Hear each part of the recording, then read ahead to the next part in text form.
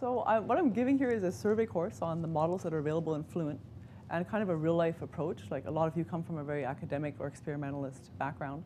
So when you get down to modeling, you quickly find out what you can and cannot do.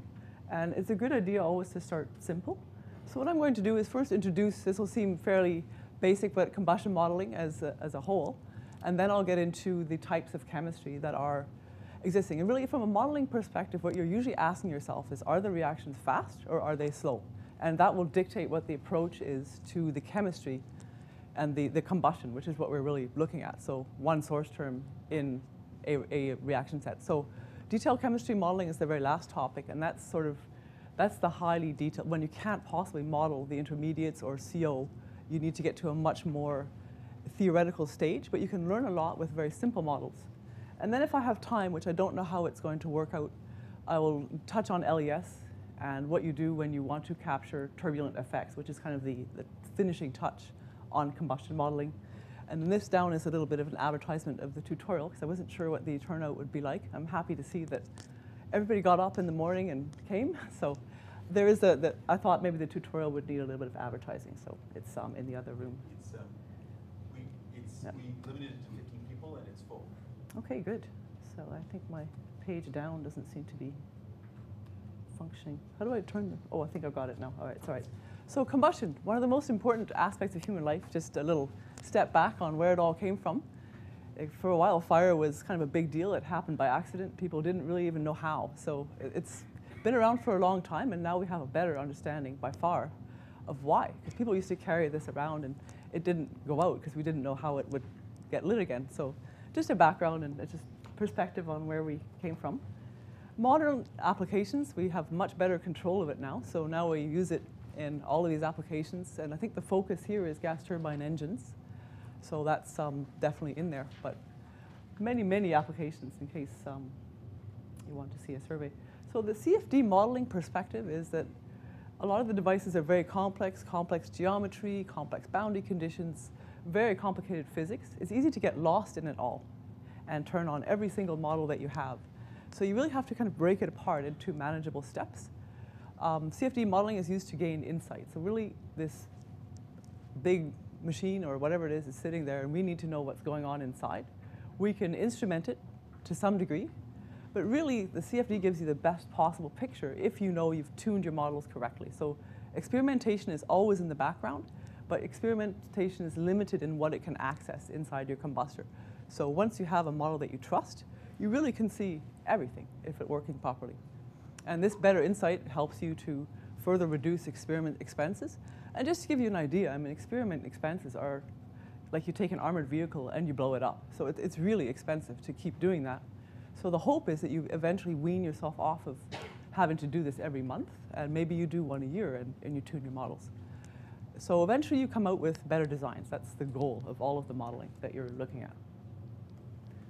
So the numerical modeling of combustion, now getting it bed into more of what you're actually doing, is that you have fuel, oxidant products of combustion, and these are variables, and you're tracking them through your field. And basically, normally you track them as mass fractions of a multi-component fluid, and each mass fraction gets its own equation and is computed from this generic transfer equation that you see here, with the standard terms. So it has a transient term, an advection term, a diffusion term, and then that very little one at the end there, RF.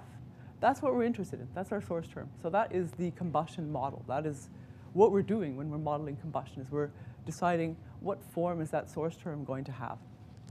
So this is the big focus of what we call combustion modeling. So why is it so complicated? Well, it's just a little term. Why are we worried about it? Well, because we don't really know what goes into it. This term could represent hundreds of physical chemistry reactions. So you might think C plus CO makes CO2, very simple, right?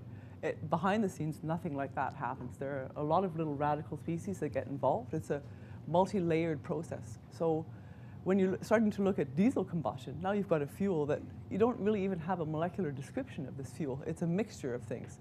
So really, to make a long story short, you have a mechanism that, for the most part, may not be known. And you don't know what the kinetics are. So each mechanism has hundreds of reactions associated with it, and they all have different rates. So you have a range of timescales. So now numerically it becomes tough. And then you have turbulence, which is a beast all to itself, and most industrial flows are turbulent.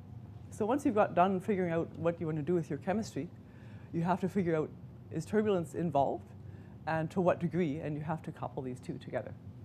And so the turbulence chemistry interaction is the last step. Often it's a finishing touch, and you start with a model that maybe doesn't consider the turbulent effects. But in the end, if you want the right answer, in a lot of cases, you have to consider this interaction. So I tend to think of modeling, and I encourage people in general who are embarking on CFD to look at, do I have a fast reaction? So methane burning, for instance. For the most part, when you're burning methane and you're giving it enough oxygen, it will go completely to CO2 and water with very few intermediates. And that's really what you want to do. You want to get the maximum heat out of a fuel. So this first step, where you just descend the reaction rates on a mixing timescale, is very good. It's underlooked or overlooked in combusting modeling. And it's one of the best ways to learn a bit about your system. If you get into slow chemistry, maybe now you want to predict CO, then you have to get into more detail, and you have to consider your Damkohler number and see where you are. So a lot of systems straddle these two points, so it might be in the middle. You have some reactions that are slow. But in general, you have to classify these things this way to figure out what you're going to use for that source term. Then further, it breaks down into how does the fuel and the oxidizer mix. So you have a diffusion flame, like a candle sitting on a table where oxygen just diffuses in and your reaction zone sits where those two mix. Or you have a premixed flame. So if I fill this entire room with a nice stoichiometric mixture of methane and O2 and I lit a match, that's a premixed flame. So there you have a detonation and the flame will propagate. So you need to do something to capture the propagation of that flame.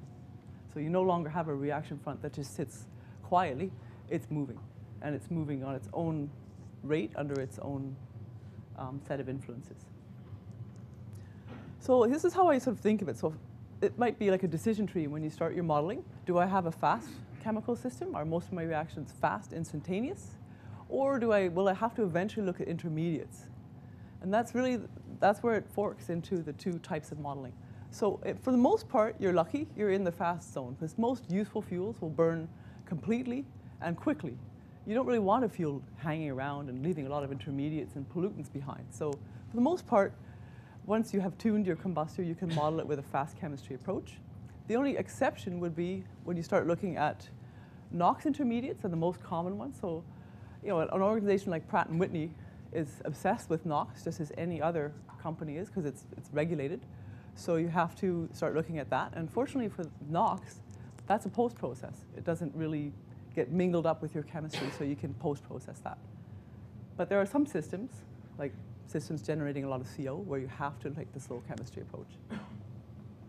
So this is another sort of picture of the decision tree. So you want to solve your basic transport equation. So on the left, these are the sort of increasing levels of difficulty. In the middle are the tools that are available to you for doing these things. And on the far right, you have add-ons. So you might want to look at radiation. It might be a liquid fuel. So those are complications that get into the underlying system. So if you're starting out and you just want to solve your transport equations, maybe capture the right flow field, you can do this with any of the fast chemistry models. And a good first step is the eddy dissipation model. If you now are looking at turbulent effects, LES, DES, SAS, these are advanced turbulence models, and maybe you want to capture a flame shape. These all get together. So a lot of flames are influenced by turbulence. You have to capture turbulence scales in order to do that. Now you start looking at the lower blue box where you get more complicated models coming in. You can capture a lot, actually, though, with the models in the first blue box. So the flamelet model really gets used a lot for these things. And a lot of it's practical, so you don't want to model 1 million transport equations and spend a lot of time. And people in industry always have deadlines, and that's the real reality. So the simpler, the better. So this is what Fluent offers in the way of combustion modeling. So again, on the left are the chemistries, and I break it, so increasing speed of the chemistry or decreasing speed of the chemistry. So fast chemistry closures, we call them, because the source term closes the transport equation. The list is shown there. So we'll start by going through the fast closure approaches, and then I'll take you through what we do for what we call finite closure. We want to capture some non-equilibrium effects, but we can still get away with a fast chemistry or semi-equilibrium approach. And then the very last box is what you would get into if kind of all else fails and you still haven't got the right chemistry for your situation.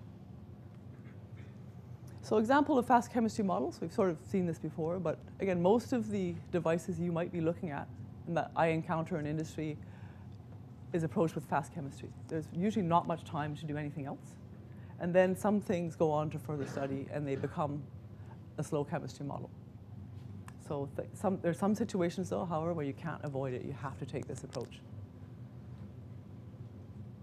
So now I deal with the fast chemistry closure. So in that matrix, I've highlighted the models that we'll cover in this next section.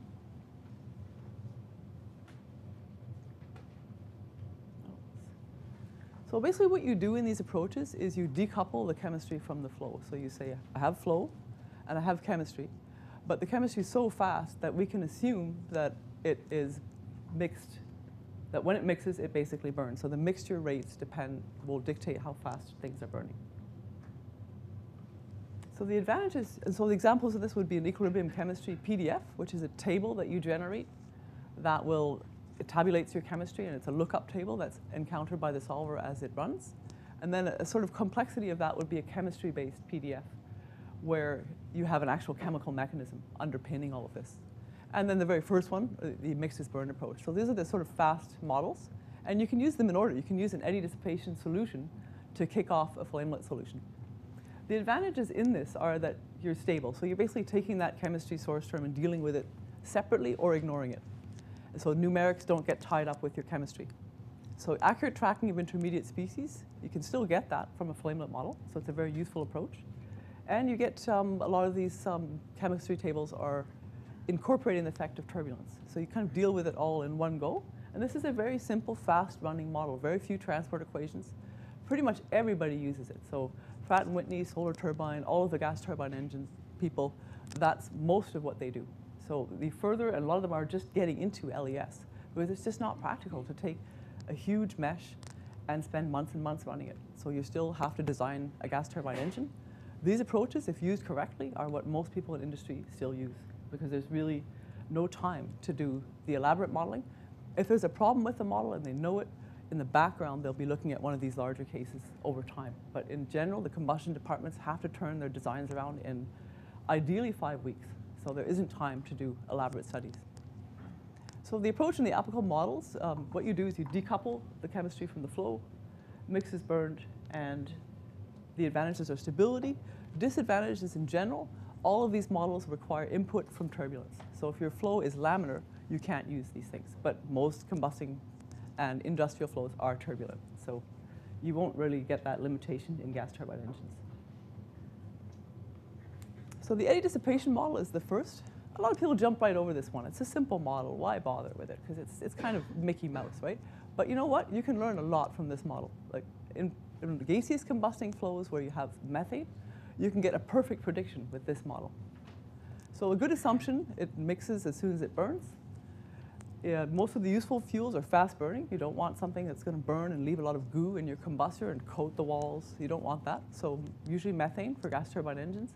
If you're running diesel or injecting diesel, you're making sure it stays off the walls and that the droplets disappear in a very small space in that combustor. So you're not looking at intermediates in a lot of cases. So a very good first approach, often overlooked.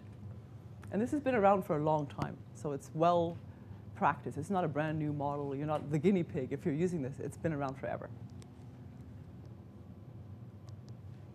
So what it does is it removes this whole influence of chemistry. That source term is dealt with in a way that's completely decoupled from chemistry. We're assuming that as soon as these two molecules get together, they're reacting. So the mixing rate determines the source term RK that we showed. And the dependency is K over epsilon, which is why you need the turbulence model, because the turbulence model is being consulted to determine the rate. So the solver has to have access to turbulent variables. The advantages, it's simple, which is good, but really you want most simplicity, you want it physically based. It's based on something that we know is true. We know that the mixing rate dictates this reaction. And you can put it anywhere. So any flow configuration that you have, so long as you have turbulent quantities, you can use this model. The disadvantages are that you have rates and now you're not accounting for temperature. So if the temperature goes up, we all know that chemical rates increase. So this is a flaw of the model. So where you have reaction rates that aren't instantaneous it starts to fall off the rails. So if you are injecting a diesel droplet into a combustor, there is a zone where it's very, very fuel rich, where you have some CO. This model will fail to capture that zone. And so the predictions of the temperature distribution in that reactor will be off a bit. So we know that this has a limitation. Again, if you know the limitations of your model and you use it accordingly, there's nothing wrong with that. And a lot of people will calibrate the model coefficients against experiments. Oh, something happened here. Anyway, hopefully your slides look a little better, but this got shifted. Every version of PowerPoint is a bit different. The source term for species is basically the sum of all sources in the reaction. So when you have a species term for heat generation, what happens is all of the underlying reactions get accounted and added to incorporate this summation source term. And for the finite rate eddy dissipation model, what we do is we say, well, we have a reaction system. We have some reactions that will be slow. They'll make something. We might not even care what it is. But we basically don't know where we are. Are we mixing controlled or are we chemistry controlled? So the kind of catch-all is to run finite rate eddy dissipation and give the solver a choice between the reaction rate and the mixing rate. So whichever one is slower will be chosen. So that's the kind of model that you would activate if you think you have a system where you're straddling both regimes. There are still some limitations. You won't capture intermediates. These things tend to go to completion. But it's a way of catching any reaction that might be a bit slower and making some sort of an adjustment for it.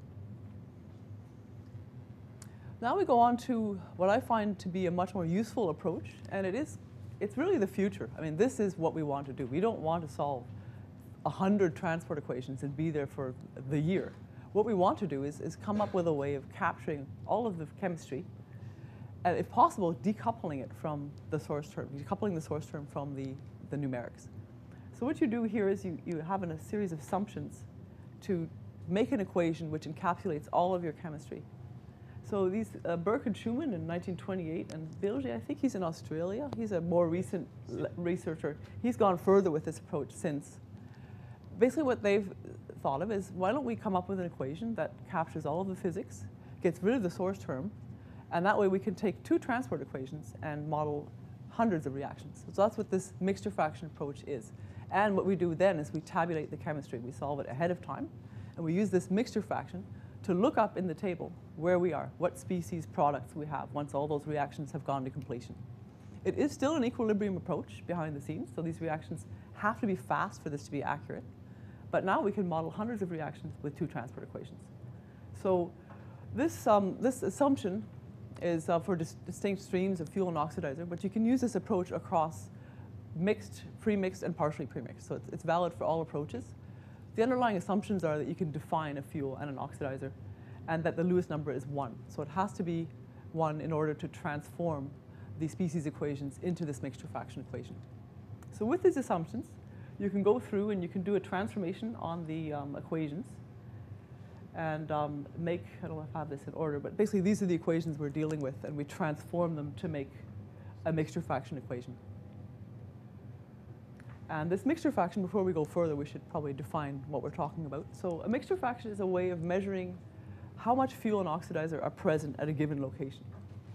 And that's fine if you have an unburned stream, but what if it's burned? Well, if it's burned, what we say is anything that came from the fuel, so carbon, hydrogen, anything that the fuel molecule originally contained, we count that up, and we divide by the mass of the mixture. So at any point in space, you can define what will happen, because you know how much oxidizer you have and you know how much fuel you have. So if this fully reacts, you can sit down and you can basically say, well, this is what's going to happen. These are the species that come out if you know all your reactions. So you could tabulate this. If you know Z, you can go to a table and you can say, this is my Z, these are my conditions, now give me my species that came out of this. So that's really what's being done behind the scenes. This is it's treated as a conserved scalar, so it goes through your flow just like any other transport equation, except no source term. And you can basically bundle all your chemistry into this one reaction. So underlying the transformation, what you're really doing is transforming it to a 1D space. So you have a species equation, which is expressed in terms of mixture fraction and energy, and you define this thing called the scalar dissipation, which is important statistically because it explains how this mixture fraction diffuses around. And then you come out with, these are the two transport equations. So mixture fraction transport equation itself, notice there's no source term. and then a variance, which accounts for the turbulent fluctuations. So we're incorporating turbulent fluctuations into this approach. So the way we do this is when we solve these chemistry equations behind the scenes. So a separate solver goes to work and solves all of the chemistry to make the table that you're going to use with the Fluent solver.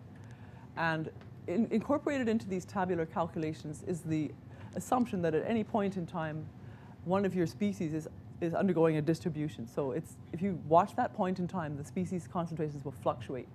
So you have a turbulent distribution at each point. And what we're doing when we do these tables is we assume a beta distribution, and we integrate over that probability function to give an average value. So this yn is different from y, which is just your instantaneous, at any point in time, concentration. So embedded in these tables is the assumption that you have a variation in time, or a distribution at each point of these variables. So that is for adiabatic systems. If you're looking at a non-adiabatic system, what you have to do also is not only look at what is my local fuel-air mixture, but what is my enthalpy content of these species. So the reaction rates, as we know, increase with temperature. So if you know you have a varying set of streams, so a mixture fraction stream will vary, or you have two fuel inlets with different temperatures, you need to have an approach that's non-adiabatic. So you need to account for a difference in enthalpy. This could also be the case if you have a heat source in your chemistry. So the mixture fraction approach alone won't deal with local changes in temperature that don't stem from the inlets. So now here you can take account for a source term in your domain. And what you do is you just add a dimension to the lookup table. So now we look up under mixture fraction, and we also pull the local enthalpy and look that up as well. So you get a different set of species depending on the enthalpy content. So again, these are the average quantities. They're still evaluated a similar way with a distribution, but now we account for the enthalpy as well. And the enthalpy transfer equation is determined the usual way. So basically, it's available to the solver when it runs. So an example of non-adiabatic systems, like how do you know that you have one? If your fuel and oxidizer basically have some sort of boundary condition, so if your walls are losing heat, if you have a fuel source in your domain, so something being injected that has a different temperature, or a dispersed phase heat transfer, so liquid fuel and pulverized coal, where there's heat sources in your domain that do not come from the inlets and the outlets. So the real mixture fraction approach assumes enthalpy contents at inlets and outlets. If you have a source that's kind of stray and it's in the middle of your domain, you need to run a non-adiabatic calculation. And in Fluent, that's just a dialog box selection, so a different table will be built depending on what you choose in Fluent. So it's a behind-the-scenes transition, but you have to know when you're in that state. So now I'm just going to look at a bit about how do we make these tables in Fluent. So it's a kind of an automated process. And the first and most simple choice you have is to assume an equilibrium table. So behind the scenes in Fluent, you tell Fluent what the fuel and oxidizer are, and it will perform an equilibrium calculation and produce a table. It's very easy. You don't need a chemical mechanism for this, because equilibrium just takes each reaction to completion. It's robust and fast to converge. And then you have a table you can use to calculate your chemistry. So there's really no need to do anything except set it up and set your operating conditions so that the right species calculations are done. The PDF generation is a steady diffusion flamelet model. Its applicability, again, to turbulent flow. And now you want to see what some intermediates are. So now you're modeling fuel plus oxidizer. You know you want to track some CO. Maybe you want an O radical composition to look at NOx later on. So in this case, what you are running is you're taking a chemistry mechanism that someone's done a lot of research to come up with, and you're supplying it to Fluent. And these mechanisms are in ChemKin format, which some of you are probably familiar with. And this mechanism comes into Fluent, and Fluent uses it to calculate the chemical rates. So behind the scenes, the solver goes to work and comes up with a table. And what you'll have in this table when you're finished are non-equilibrium species with non-zero concentrations. So the resulting flow field, when you do your calculation, will have non-zero concentrations of CO and other intermediates. But you have to be careful because it's still a fast chemistry approach. So what you'll find is if you're trying to predict CO and you use this, your CO will be wrong. It'll be underpredicted. Your temperatures will be too high. So it's known of all these fast chemistry models, if they're overlooking intermediates, they're taking your reactions to completion, so your temperatures will be too high. And we're talking, you won't miss it. It'll be 300 Kelvin too high in your model. So the people that are running these models, they know that. So what you can do is you can make some adjustments for it. Some people moderate the CP values of their species. Other people will put in something that adjusts for this, like a curve, to capture different things. So they'll have an adiabatic flame temperature limit that they can place on this model. So when it's making intermediates, they have a way of tracking that and adjusting it. But in general, this model is known to be something that over-predicts temperature, so you have to use it accordingly with the knowledge that that's what it does. Okay, I don't know if I missed something here, page up. So then you can go on to the steady diffusion flamelet PDF. So this is what's happening behind the scenes in the solver. So the turbulent flame, we're assuming, is modeled as a series of stretched laminar flamelets. And so the table, what it's doing is it's bundling this idea. So it solves a series of laminar flames, and then it integrates over a PDF. This is an extension of the mixture fraction equilibrium PDF. And this is, again, moderating non-equilibrium effects. So you're going to capture some intermediates. And it won't be such a bad prediction, but you'll still be low on the intermediates. So the turbulent flame is modeled as an assembly of discrete diffusion flamelets. And then there's a density-weighted species mean mass fraction and temperature. And all this is carried out behind the scenes in the flamelet calculation. So when you're in Fluent and you say, calculate my PDF, this is what's going on behind the scenes. So we have to do this distribution, because this little picture on the right is a good example. So basically, the instantaneous flame looks like a series of scribbles. So over time, it moves around. And so we need to capture where that average band is. So when you integrate it over the PDF, the picture you get is this turbulent flame brush on the right. So it's really a statistical calculation. And this is underpinning everything you do in combustion. You're expressing average conditions. Then we have that scalar chi, which we've looked at before, the scalar dissipation. This is something that's also referenced in the tables to determine what the local turbulent conditions are. And then you assume this delta PDF. So the delta function that's assumed is it's a delta function, and then the chi variable is coming out of that and used in the table to access the amount of stretch in the flame. So now we have mixture fraction, which gives us a tracking of all of our species. So this is great for systems where your fuels and airs are diffusing together. What do you do if you have no reaction zone? You don't have a mixing zone. Let's say this room is full of methane and air, equal concentrations of each. Now you need a way to track where your flame is at any given point in time. So we introduce a new variable and a new concept, which is the progress variable concept. So we have a non-premixed flame. It's very easy to tell where the reaction zone will be. So you put a candle here on the table, and you can see it, and it stays in one location. But if the wind blows, it will move around. So a wind will affect where your reaction zone is, because we've moved the fuel and air mixing zone over. But the flame itself doesn't propagate. It will stay near the stoichiometric line of fuel and air, which is nice. So that's good. We can do this with the mixture fraction approach. We don't need to track the flame front. If we go over to the right, in a pre-mixed flame, so if I fill this room full of methane and oxygen, hopefully none of us would be here, and we light some of it off, this flame will start to go. If I light from this corner, it'll move radially outward from the point, and it will do this with a specific velocity, which depends on the fuel. So methane will have a different natural flame speed from, say, diesel, and it'll be faster, actually, for the more reaction fuels. So we need a way to track where this flame is and how it moves. And in a combustor, such as what Pratt & Whitney designs, because you do have partially pre-mixed areas, so you'll have a pilot flame, which will be pure air and fuel together. You'll have pre-mixed zones, so you need to run this model if you're capturing any kind of flame position. So if you're designing your combustor and you want to know, are your flames impinging on the walls? You can't capture those effects without running some kind of a flame tracking model to see where this flame is sitting. Also, Pratt & Whitney has done transient ignition studies where they want to know, if I light my burners, what order do they ignite in? Are there any problems with my design in terms of ignition? So they need to know if that's going to work. And for that, you run a transient problem, and you have to run a progress variable.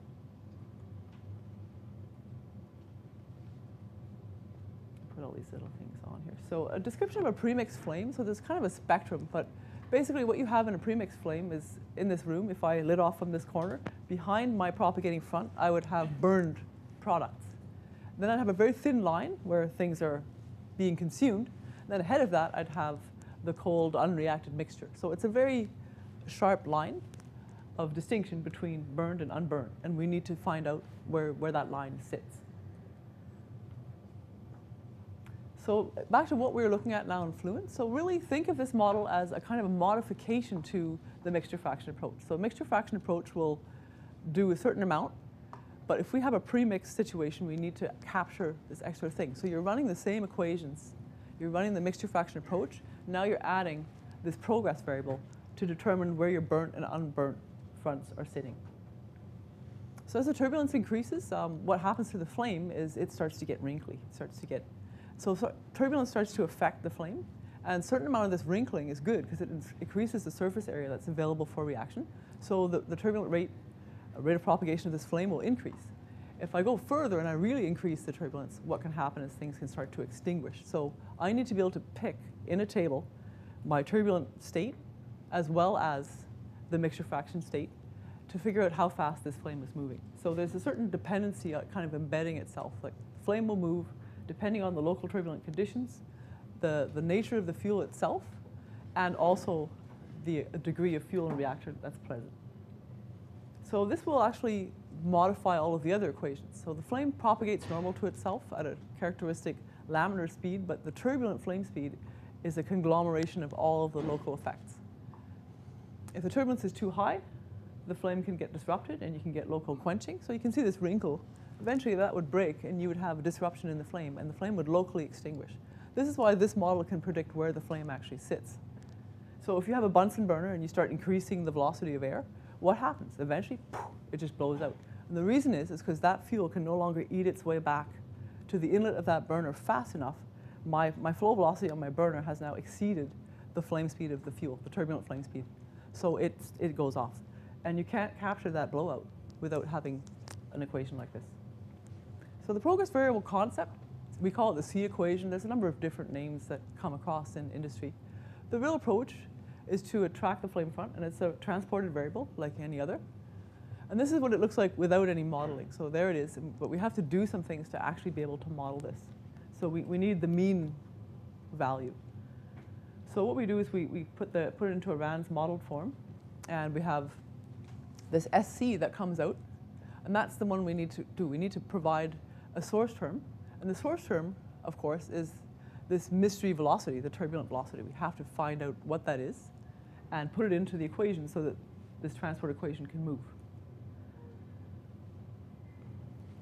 So some of my stuff got buried, but basically the concept in this slide is that the flame front area will affect speed to a point. So we have models that will actually compare. There's some stuff missing. Hopefully it's appearing on your slides. But basically the main idea of this is you have a flame front area, and that for certain situations, you can actually correlate the area with the turbulent burning velocity. So we have several models. So the model that you actually have for this equation, like you have a choice of what to do with SC, and there are a lot of different models out there. So again, this is an empirical thing that you're really not, you don't know this, but you know it's dependent on a number of things. So people, what they do is they look at how do I come up with a number for this flame speed? And they know mixture fraction's in there somewhere, so is turbulence. So I need an expression that expresses the flame speed as a function of these things. So this is really the underlying concept. Again, any model you have to base it on something that you know to be true. We know that if we wrinkle this flame front, the turbulent flame speed will increase. So we have several models. Fluent offers the ZMOT model as a default. I believe that's a Russian researcher. He did a model that linked some new parameters. It's used quite a bit in gas turbine engines. And then there's a Peters model, which predicts a slightly faster flame speed. And then we have another model that treats turbulent flame speed as a direct function of the flame area. So these are the flame speed regimes. So the laminar flame speed is pretty simple. There's no turbulence, so you just have the laminar flame speed acting. As you start to get turbulence, you start to wrinkle this flame speed. So now you need to have the laminar flame speed. And for the wrinkled flame regime, typically the area will scale the turbulent velocity. So that's a rule of thumb that is used. And it's used a lot in gas turbine, basically diesel injection in IC engines, this type of thing. And then there's a thickened flame speed, where you start to increase the length scale of the turbulence or decrease it, and you start to get this blurry thickened flame, where now you have some intermediates in that flame front, and basically if you thicken it enough, you start to extinguish it. So there's some other zones, and this is the zone where the Peters and the ZMOT models come in. So this Borg diagram is kind of a way of mapping out the turbulent flame regimes as a sort of picture. So on the left axis, you have the amount of turbulence sort of increasing. The turbulent fluctuations are increasing. So as you increase the turbulence, you start to get a thickened flame. As you change the length scale, going out the other way, you start to wrinkle the flame. So as you imagine big eddies, they won't fuzz out the flame. They'll actually bend that flame front and increase the area. So that is the distinction between wrinkled and thickened flames. The thickened flames will occur when you have more turbulent fluctuation. So now it's no particular value. It's constantly fluctuating. So the effect is that that flame front will actually thicken out. So these two regimes have to be treated differently. So the main characteristics for a wrinkled flame is that increased flame area. So we know that as we wrinkle this flame, we enhance some of the processes that encourage it to move faster. So the area is kind of a gimme for that, because what better way of measuring wrinkling? And this flame speed, the extended coherent flame speed model is one way of closing the progress variable equation. And it literally takes the flame area ratio and multiplies the laminar flame speed. And this becomes the equation source term in this model. And it's used in IC engines. It's the most common application where we know this regime to be true. Like, it's not a terribly turbulent flow. And so the wrinkled flame front approach is a good one. So the main concept, again, is the flame area increase as it wrinkles. And it's a proportional increase to the turbulent flame speed. So a very simple model, physically based. And then you take the source term and you put it into the equation and you solve it. And it's very well used and very popular in IC engines. So the equation looks like this. So it's a transport equation for flame area density. So we have this transport equation that comes out, and that is what closes your source term. So there are a number of different theories as to what affects the turbulence interaction. So there's a flame expansion term, there's an interaction term. And these are all highly empirical, and people tune these parameters. So it's a kind of a black box in that sense, that the inputs are defaulted in Fluent, and you'd have to have some sort of paper or some reason to change them, because a lot of people have gone to work to come up with those things. So very empirical, based on physics, but really, if you decided to have your own set of experiments and you're working with a particular fuel, you could possibly come up with your own relationship for flame speed. It's a highly experimental area. So then there's the ZMOT model. So now we're over in the sort of more, they call it the wrinkled, thickened flame regime. So it's sort of on the right axis of that graph I showed earlier. So we have a bit of wrinkling still, but we're starting to get into more turbulent fluctuations, like more turbulent flows like you see in gas turbine engines. So it's valid in this regime. You could use it outside of the regime with the knowledge that you might be introducing some error. And it's valid for the situations where, over time, the flame thickness is increased because you start to pile up intermediates and things happen. So that's the assumption in industry. And again, it's very empirical. You have a lot of tuning coefficients, but the physics are there. Increase with turbulent fluctuations, increase with laminar flame speed, decrease with thermal diffusivity because you can lose more heat from the flame front, and then the turbulence length scale, positive increase. So these are all probably the exponents on each of these are highly debatable, but the idea is that you embed physics and you can back it up with something, experiments usually. And then this equation further has a G term, which has an error function embedded in it. Again, this is all a result of study. There's really no other reason for this to be there other than someone did some experiments and they found that this shape seemed to match what was observed. And then the tuning coefficient is flame extinction, which Fluent by default assumes no extinction, so it's infinite.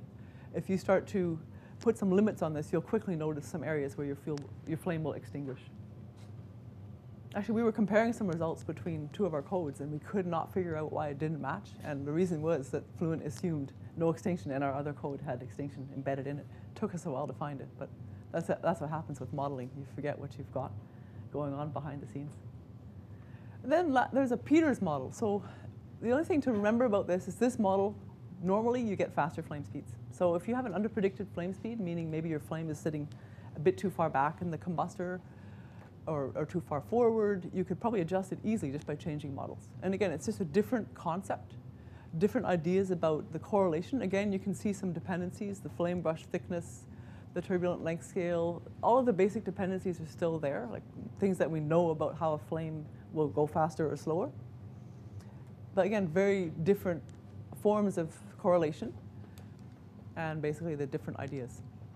So just to recap, partially premixed systems, we treat them as being different, but they're really not. Like most of your combustion systems in real life are going to be partially premixed. You'll have a pilot flame, which is premixed, and then you'll have a fuel stream and an oxidizer stream, and all these will come together.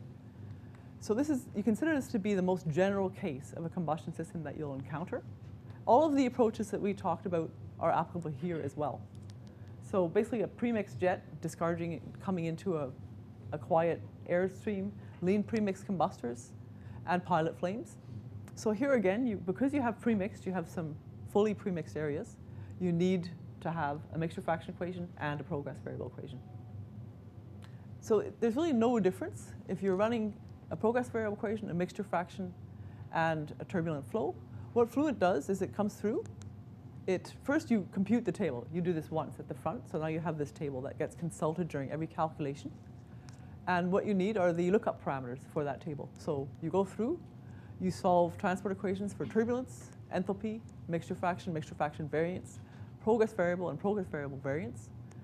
Off you go to the table, and you do interpolation. It's a linear interpolation between the points in the table. And then out comes the species concentrations. So now you populate all of the equations with these updates. Normally what gets updated is the energy equation, because you've done a bunch of species changes and transformations, and also the fluid properties, because now you have a new mixture of species in your set. So the steady diffusion flamelet model still comes into play. And behind the scenes, what this is doing is it's calculating your chemistry, except in a premixed system, things are a bit different. So you don't have a super thin reaction zone anymore.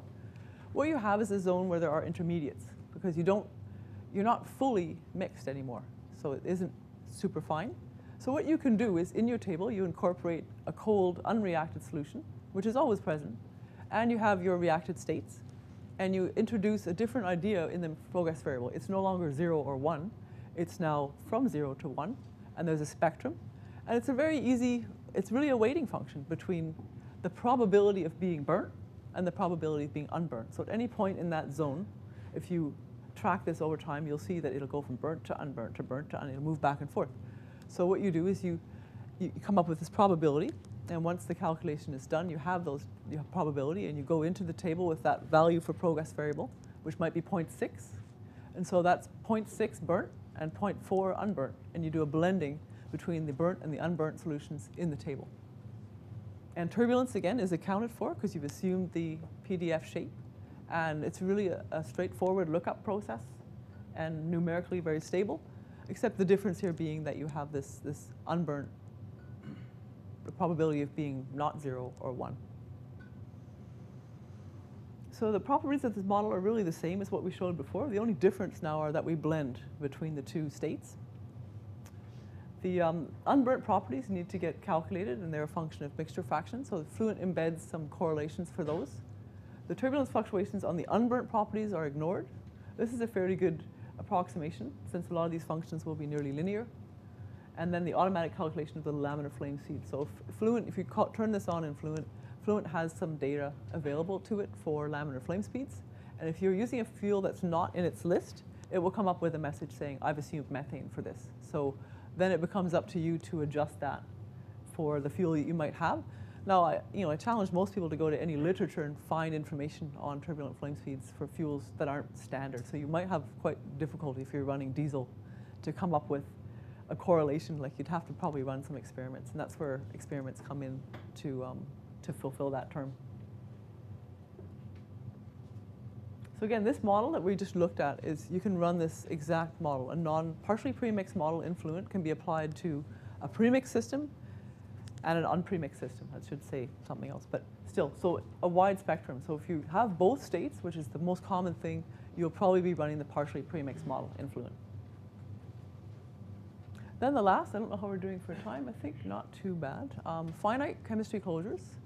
This is sort of now you're looking at, I've got some equilibrium, and I've also got non-equilibrium. So I got a bit of CO.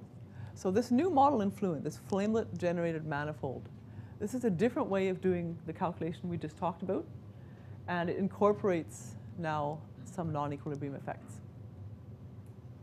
So the way this model works is before we would go to the table with a value of C and look that value up. Now the table is parameterized with the degree of reactiveness. So what that means is I don't just have a single value, I can now get a different species concentration depending on how much reactiveness I have, and it's actually incorporating both effects. So now because of this, because it's parameterized differently, you can actually capture intermediates. So this is kind of the future. Again, this is one type of model. There are many of this type of model out there, a lot of researchers working on this. Because if we can make it so good that you can really capture CO, then you don't need to solve transport equations. So it's really a target of CFD studies to look at these approaches, the tabulated approaches, rather than solving the numerics. So now you can have different values of C giving you different product compositions, and it's not just a simple blending, it's dependent on turbulent extinction. So it's a completely different parameterization, and it's a little bit better at capturing things like CO. Again, now, since we're talking about finite rate, it's not perfect. So it's still not as good as solving the transport equation. So the premixed flamelets are now solved in the reaction progress space, and this space can be finite. The reaction progress in Fluent is defined as the sum of the species mass fractions. So it's the same definition. So the degree of reaction is there. And then this flamelet strain is still underlying because you're still solving the mixture fraction equation. So the underlying physics are the same. The table generation in Fluent is almost exactly the same. There's nothing that you have to do other than choose this model, and the discretization that goes down behind the scenes is now incorporating the progress variable. And then we have a diffusion and a premixed version of that model. So the diffusion FGM is done with steady diffusion flamelets over a range of strain rates. And the progress variable source term is still the same. It's a flame speed. And the same correlation is used. So it's really the same approach, slightly different formulation of what goes into the table. That's the only difference. So it's really, again, the chemistry is completely segregated from what you do in your flow equations. So this is what it looks like in Fluent. So there's a box where you choose the partially premixed combustion and then your finite rate closure term. So this is the same for all models, and it incorporates a different closure. So there's a choice of making the closure a finite rate closure or a turbulent flame speed closure, or you can use a blend. So you turn on the turbulent flame speed model, and then behind the scenes, if you want to incorporate the finite rate as well, which is the best approach, the finite rates are pulled from the flame chemistry that you supply to Fluent. Unsteady flamelet models, this is a quick category. So what do you do if you know you have an unsteady flamelet? You solve a steady state equation, as we just did, a steady state model, and then you would turn on the unsteady model. And what that does is it tracks certain other species of interest that are slow forming. So the reason for doing a transient in this case is not because you necessarily have a transient state, but you're capturing slow forming species, which is best done with a transient. So these are solved over top of your flamelet field. And this approach isn't very heavily used, honestly. It's quite difficult to use, and it's not necessarily as accurate as we would like it to be. But it is a concept that's valid in that you do have these species that haven't caught up to your main reaction set, and that they need to be treated separately and in a transient way. And there's also a diesel unsteady flamelet model, which is specific to diesel combustions. Again, this is an IC engine type of interest. And then the reactions become specific to diesel. But the approach is similar. You have a converged solution and you solve markers.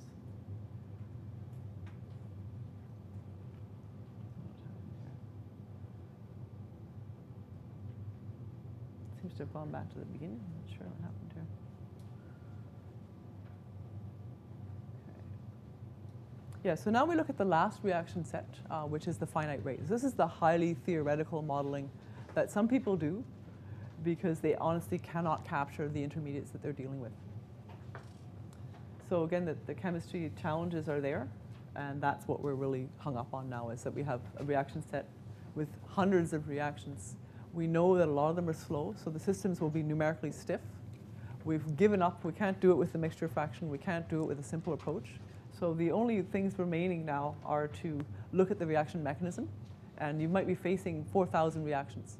So you have a choice. You can run the whole thing Typically what people try to do is they target species that aren't that important. So they're there, they assist in the main reactions, but they don't produce a lot of heat or a lot of stuff that stays around afterwards. And then you can reduce the mechanism. So there's several ways to do that. There's a detailed mechanism and a skeletal mechanism. So there are a lot of approaches. When you get to this point, what the research is geared towards is how do we reduce the number of reactions that we're considering, either during the solver runtime or ahead of time. So that's the difference. Either the mechanism that goes into Fluent is smaller, or the solver cuts out reactions as it's solving. So finite rate chemistry is the underlying way of dealing with a lot of these things, and honestly it's the favored way still. Like you solve your transport equation for the species, and hopefully you can cut out certain transport equations based on the fact that there's a quasi-equilibrium state there. So Fluent has several mechanisms embedded. So these are called augmented reduced mechanisms. What it allows you to do is consider fewer transport equations. And Fluent has these for several fuels. And basically it's a defined, you can make your own conceivably, but Fluent will pre-can some of these things. The reaction formats that are available are the kind that you might find in most chem-kin mechanisms. These are all read by Fluent and interpreted correctly. So the Lindemann, the TRRE, the SRA, all those kinds of elements are still recognized.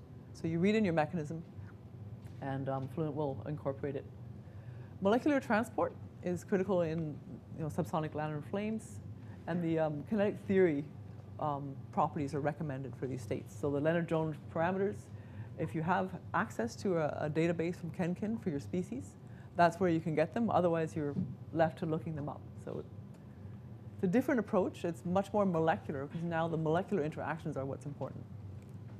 So you'll be facing stiff chemistry. So some reactions will go very, very quick. Some reactions will slow. So your time scale is, you don't know, but you have to pick a time step. So what we have is a stiff chemistry solver to help certain equations through those stages. So there's a different numerical approach to solving them. And that this helps you use a bigger time step. So pressure-based unsteady solver for unsteady flows, what is used is a sort of a fractional time stepping algorithm. Some reactions are stepped through a smaller time scale to catch up with the other ones. And by default, you get a time scale that Fluent kind of calculates the local convective and diffusive time scales and comes up with a time scale behind the scenes. So these aren't inputs that you have to worry about. It helps to understand what's happening behind the scenes. So basically, the faster reactions are being taken through a sub-time step during the calculations. Then there's a tabulation approach that gets used. So it actually it tabulates the chemical rates and things to help speed up the calculations. So the laminar finite rate model assumes laminar flames, non-premixed diffusion flames, and diffusion. So the premixed, the fuel and oxidizer burn molecularly and then burn. So moving reaction flights, deflagrations, detonations. You can handle all of these with the finite rate model, but the initialization becomes a real trick, because now you've got a moving flame front and you have to ignite it somewhere, and the flame will actually propagate with no scalar variable, just your mesh. So your mesh has to be incredibly fine. So no turbulence chemistry interaction is considered, and you currently look at it with an LES model. But this is once you're in the laminar finite rate regime trying to model flame speeds, it becomes a very difficult process, because your mesh has to be tiny, tiny fine. The initialization has to be done very carefully. And numerically, this is incredibly difficult and takes huge amounts of time because your mesh is very tiny. So not too many industrial researchers will do this. But they may have a research department that is looking at one aspect of their flames and feeding back information, normally for use in simpler calculations. But not really often do I see this in practice. There's another model, the eddy dissipation concept. Somewhat similar to eddy dissipation itself. It still looks at mixing, but it's a different model entirely, so the approach is different. So this can actually account for complex chemistry. It's a bit more hopeful. It's computationally expensive, since it still uses realistic mechanisms, and these are stiff. But it assumes that the reaction occurs in small scales. So in that way, it's able to capture a bit more. So the lifetime of these scales is on the order of this Kolmogorov time scale. And the reaction rates in small scales will go as a constant pressure. So it's kind of like a little stirred reactor. And the mean reaction rate in the species equations is dictated by this. And this is a little bit more successful than eddy dissipation, because it does incorporate some of the time scales. And this is an example of a Sandia flame that's been used with this model to predict. So the underlying chemistry is a reduced mechanism. And the results are really not bad at all. So temperature being a good indicator of how well you've captured your species, this is actually a good result. So I don't know what good results look like. You know, in real life, you might not be happy with the temperature mismatch, but honestly, this is, if you can get this close in CFD, it's amazing, especially in combustion. So this model really works quite well to capture complex physics. So look at CO. I mean, that's really nice. Like, you don't usually, for the other models, your CO curve would be almost flat for the fast chemistry models. You won't get this kind of a model or kind of capture of CO unless you're using finite rate and solving species or this model here. Composition PDF transport I only mention here. I think I've encountered one client who's used it. There's not much use of this model. It really has the same purpose as the models we've just spoken about. You really can't solve your chemistry with mixture fraction flamelet approaches. It's just a different way of considering where your species are going to be. So a transport equation is involved, and you integrate your species over the PDFs. But it's still using species, and it's still a stiff system. So then chemistry acceleration tools I mention here because it makes things go faster. So the ISAT tabulation, so once Fluent comes up with a chemistry, it will tabulate as it goes along. So it's a table that gets built as the solver runs, and it can look up states that it's already calculated. And then there's an option to update this if you think your solution is needing updates. And eventually the updates stop and you have a table, and the calculations will get faster and faster.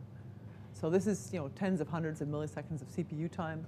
Once it's tabulated, though, then the lookup makes it faster. That's the whole idea, is once the Fluent kind of learns as it goes along. So you can integrate, you can avoid if you can build a table. So this is the whole idea behind it. So the idea being that we tabulate what we've learned instead of throwing it out. So the only thing really comes into this is memory. So as you build, you have to hold these things in memory. So the performance is quite good. So the speed up could be quite fast as you tabulate these things. So you're not having to do the calculation once you've got it.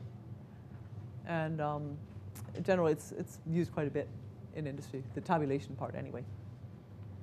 And then the other thing we can do also is to agglomerate, so clumping reactions together that are similar and treating them as a set.